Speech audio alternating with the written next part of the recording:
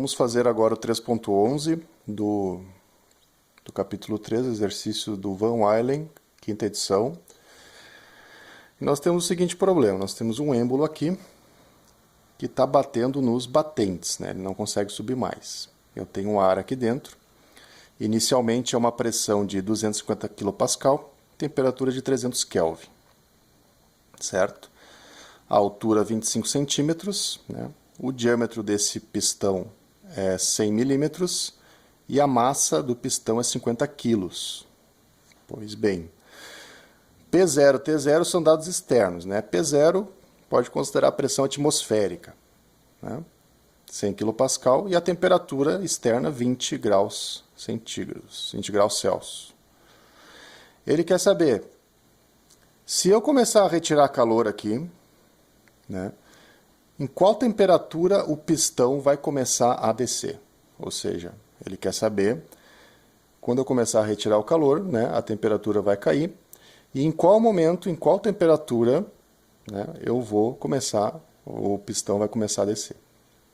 Bom, primeira coisa, calcula, né, qual é a pressão onde começa a descer.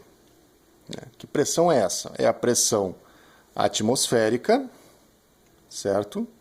Mais o peso do pistão dividido pela área do pistão, né?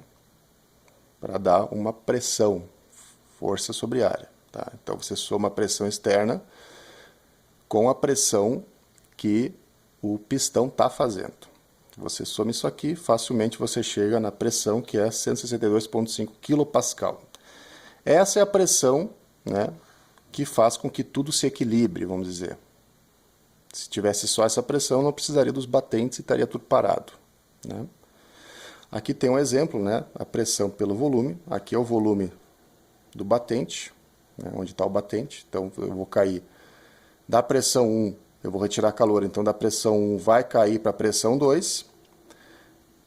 E a pressão 2 me dá o limiar, né? O limiar onde esse pistão começa a descer, de fato, para baixo dos batentes, e aí eu começo a diminuir o meu volume, certo?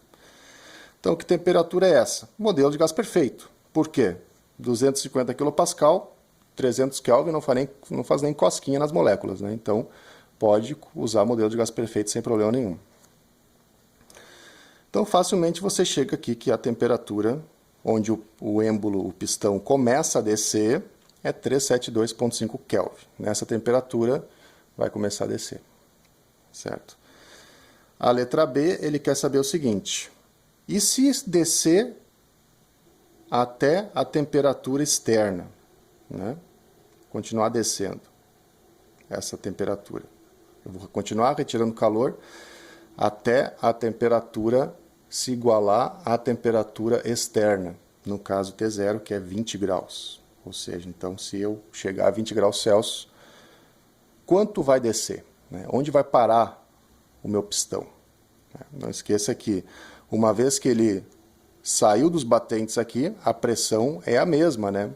A gente considera um processo lento, que chama de processo quase estático, e eu posso considerar que a pressão não muda.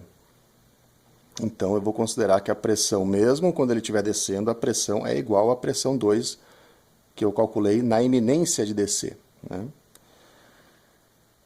E quanto vai descer? Bom, calcula o volume 2 é igual a 1, isso aqui é onde está na iminência de descer, né? O volume é esse, tranquilo, né? Eu vou considerar que a pressão 3 continua igual à pressão 2, mas o volume 3 vai mudar, não vai ser mais o mesmo, porque eu não sei onde o êmbolo foi parar, né? Mas, facilmente, usando o modelo de gás perfeito, você calcula o volume 3, né? Pega as temperaturas, tu tem a temperatura 3 que é 20 graus Celsius, né? Tu tem a temperatura 2 que tu calculou aqui, que é a temperatura que estava na iminência de descer. E aí, nesse caso, eu tenho esse volume, né?